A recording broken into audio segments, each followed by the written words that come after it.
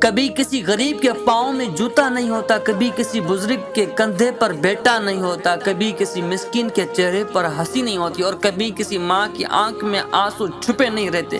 یہ وہ لوگ ہیں جنہیں اللہ نے ہمارے لیے آزمائش بنایا اور ہمیں ان کے لیے ذریعہ۔ اللہ پاک قرآن میں ارشاد فرماتا ہے وَيُطْعِمُونَ الطَّعَامَ عَلَىٰ حُبِّهِ مِسْكِينًا وَيَتِيمًا وَأَسِيرًا، اور اللہ کی محبت پر کھانا کھلاتے ہیں مسکین اور یتیم اور قیدی کو۔ نبی کریم صلی اللہ علیہ وسلم نے فرمایا مخلوق اللہ کا کنبہ ہے، اور اللہ کو سب سے زیادہ محبوب وہ ہے جو اس کے کنبے کو سب سے زیادہ نفع پہنچانے والا ہو۔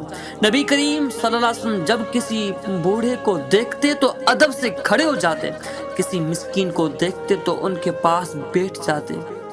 ہمیں سکھایا گیا کہ اگر کسی مسکین غریب کے سر پر ہاتھ رکھو تو جنت قریب ہو جاتی ہے۔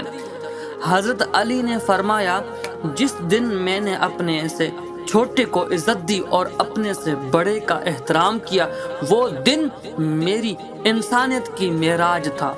آج اگر ہم نے ان لوگوں کا خیال نہ رکھا تو کل ہمارا وقت بھی آ سکتا ہے۔